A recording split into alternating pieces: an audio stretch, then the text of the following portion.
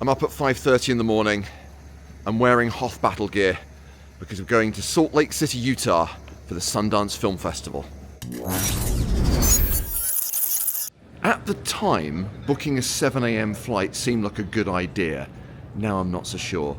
Flying from Burbank to Salt Lake City, then transferring to Park City for Sundance, going for the opening weekend, Friday through Monday.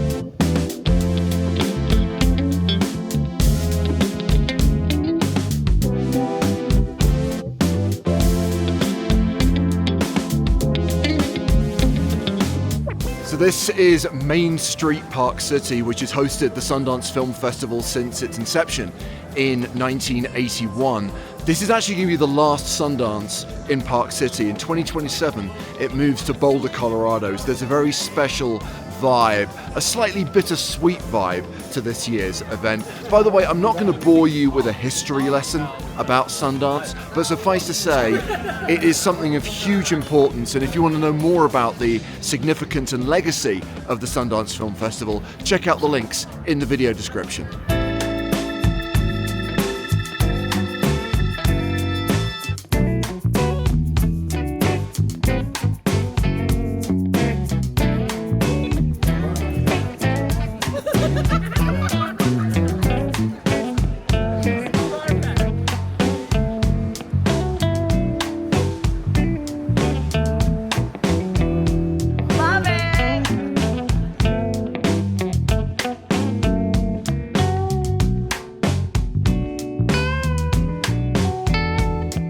Just out of the first screening at Sundance, the world premiere of Josephine, starring Channing Tatum, Gemma Chan, and introducing Mason Reeves. If you watch this movie, you will see one of the best performances by a child actor you will ever see.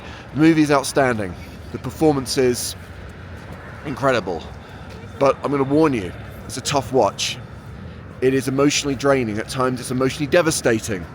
And if you do not cry in this movie, it's probably because you do not have a soul.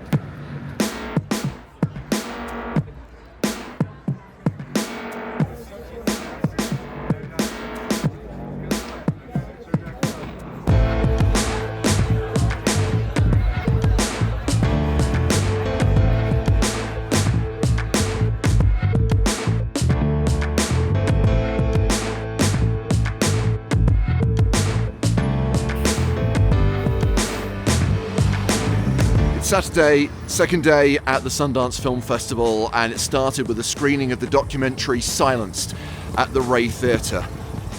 Didn't expect, should say it was by coincidence rather than by design, that the first two films I've seen here deal with similar difficult subject matter, namely violence against women. And this is a documentary about abuse of power, it's a documentary about sexual assault.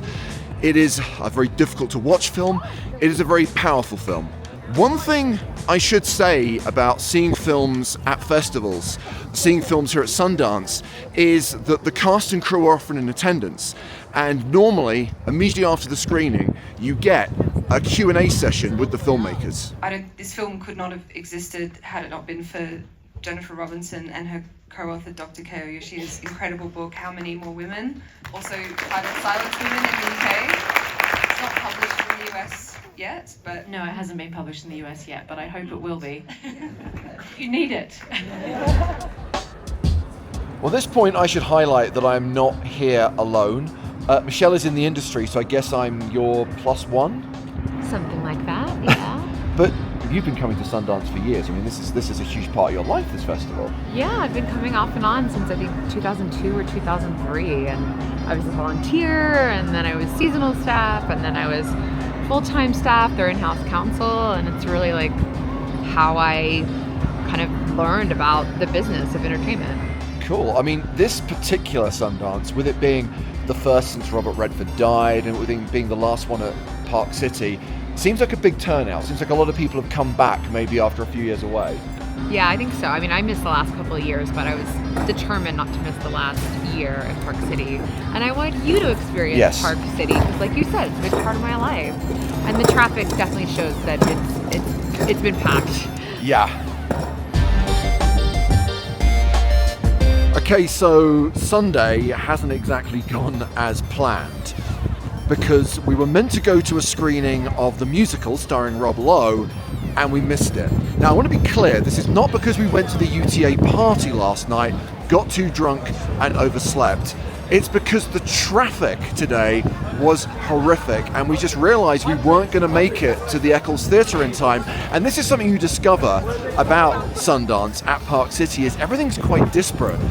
Not everything is on Main Street, and getting to places, especially now it's getting really busy over this opening weekend, is really, really hard.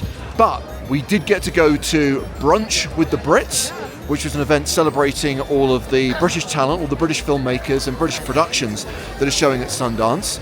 And of course, there's other events on the schedule for today. Now, I realise I have not yet done wristwatch check.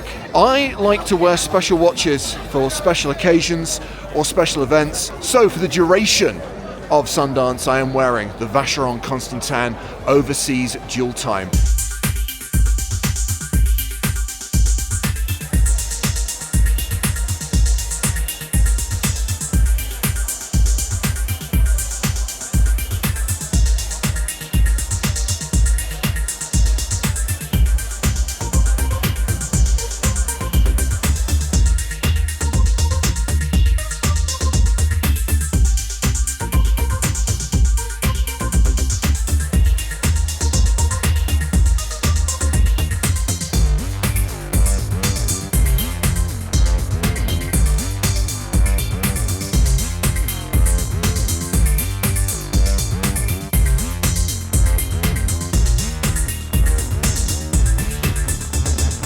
Monday morning in Park City, final day at the Sundance Film Festival. One more screening and then it will be time to go home.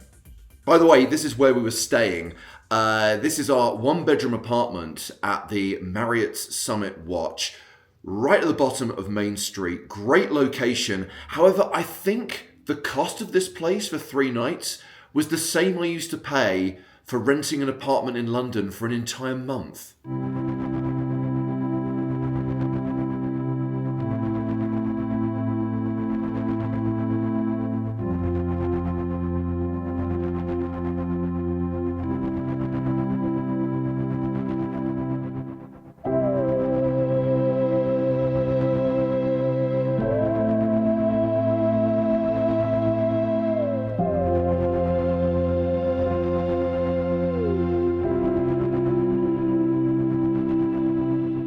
So our final screening at Sundance was the premiere of Chasing Summer, which was a glorious piece of escapism after the rather heavy movies we've been watching at the festival. It was fun, enjoyed it. And now, having stopped off to pick up some official Sundance merch, it's time for the journey home.